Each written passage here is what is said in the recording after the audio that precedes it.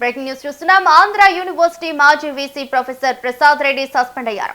AU పాలకవర్గ సమావేశంలో ఈ మేరకు సస్పెన్షన్ నిర్ణయం తీసుకున్నారు. విజిలెన్స్ విచారణ కమిటీల నివేదికల ఆధారంగా ఈ చర్యలు చేపట్టినట్లు పాలకవర్గం వెల్లడించింది. ఆయన పదవి విరమణ చేయాల్సిన రోజే ఈ సస్పెన్షన్ వేటు పడటంతో ఏయూ వర్గాల్లో ఇది చర్చనీయాంశమైంది. విచారణలో వెల్లడించిన వివిధ అంశాల ఆధారంగా మాజీ వీసీపై కీలక పరిపాలనా నిర్ణయం తీసుకున్నారు.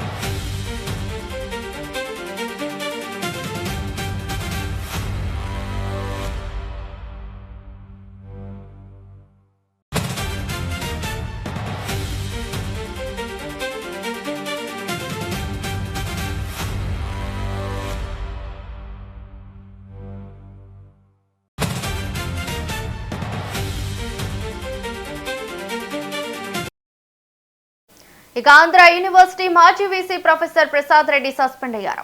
ఏయూ పాలకవర్గం సమావేశంలో ఈ మేరకు సస్పెన్షన్ నిర్ణయం తీసుకున్నారు. విజిలెన్స్ విచారణ కమిటీల నివేదికల ఆధారంగా ఈ చర్యలు చేపట్టినట్లు పాలకవర్గం వెల్లడించింది. ఇక ఇదే అంశంపై మరింత సమాచారం మా ప్రతినిధి ఈశ్వర్ అందిస్తారు. ఈశ్వర్, చెప్పండి, అసలు కారణాలేంటి సస్పెన్షన్ కి?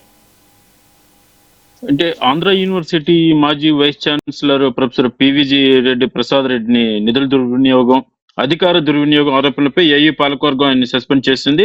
అయితే ఈ రోజు ఆయన రిటైర్ కావాల్సింది. సాయంత్రం 5 గంటలకు రిటైర్ కావాల్సిన సమయంలోనే సాయంత్రం 4 గంటలకే ఆయన 4 గంటలకు ఆయన సస్పెండ్ చేసింది. అయితే విజిలెన్స్ మరియు విచారణ కమిటీ నివేదికల ఆధారంగా ఆయన చేసింది. అయితే మాజీ ప్రసాద్ రెడ్డి అక్రమాల వ్యతిరేక కమిటీ ఉదయం సమావేశమైంది. ఆయన ఉదయం నుంచే కూడా ఏ సమయంలోనే అరెస్ట్ చేసే అవకాశాలు ఉన్నాయని భావిస్తున్న సమయంలో ఈ సస్పెండ్ వేటు పడింది. ఆయన ఎలాగో 5 గంటలకు రిటైర్ అవుతున్న సమయంలో ఈ నిర్ణయం తీసుకుని ఏఈలో చర్చనీయాంశమైంది. అయితే ఈయన విజిలెన్స్ కమిటీ రిపోర్ట్ ఇచ్చింది ఏంటంటే, అప్పటి జగన్ ప్రభుత్వంలో వీసీ హోదాలోని ప్రసాద్ రెడ్డి కోట్లాది రూపాయల నిధుల దుర్వినియోగం, నియామకాలు, తర్వాత ప్రవేశాల్లో అక్రమాలు, ఫోర్జరీ సంతకాలు, అనుమతుల నిర్మాణాలు, తర్వాత వర్సిటీ ఆదాయాన్ని గండి కొట్టాడు వంటి చర్యలతో పాటు ఈ సివిల్ పనుల అక్రమాలకు పాల్పడినట్టు కూడా విజిలెన్స్ కమిటీ ప్రభుత్వానికి నివేదిక సమర్పించింది. తర్వాత దానికి అనుగుణంగానే చర్యలు కూడా చేపట్టాలని పలు సిఫార్సు చేసింది. అయితే ఈయన వీసీ ఉన్న సమయంలో ప్రొఫెసర్ ప్రసాద్ రెడ్డి పాల్పడిన అక్రమాలతో పాటు ఆయనతో పాటు మరో 44 మందిపై కూడా ఫిర్యాదులు ఈ కమిటీ విచారించింది. అంటే నిర్దిష్ట ఆరోపణలకు సంబంధించి James stiffen, Krishnamohan, Basavaiah, K Srinivas ఇతరులపై క్రిమినల్ చర్యలు తీసుకోవాలని ఈ కమిటీ సిఫార్సు చేసింది. తర్వాత 2 ఎంటెక్ డిగ్రీలు, 3 పిహెచ్డి డిగ్రీలు రద్దు చేయాలని కూడా ఆ కమిటీ చూసింది. అయితే ప్రసాద్ రెడ్డి ఆయన కుటుంబ ఆయన కుమార్తెకు కూడా ఎంటెక్ సీటు ఇప్పించారన్న ఆరోపణలపై కూడా విచారణ చేసింది. దానిపై కూడా ఈ కమిటీ ఒక సూచన చేసింది. అయితే ఆయన హయాంలోని వర్సిటీకి కలిగిన నష్టాలు ఆయా వ్యక్తుల నుంచి రికవరీ చేయాలని కూడా విజిలెన్స్ తన నివేదికలో ప్రభుత్వానికి సిఫార్సు చేసింది. ఎస్ మరి ఈశ్వర్ చెప్పండి. హలో.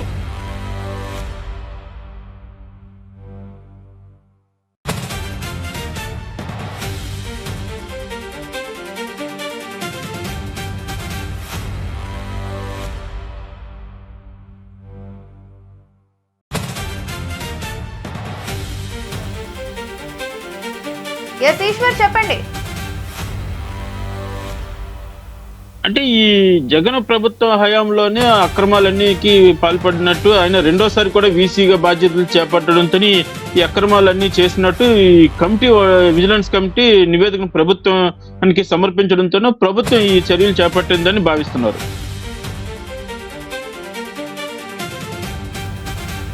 Thank you Eshwar.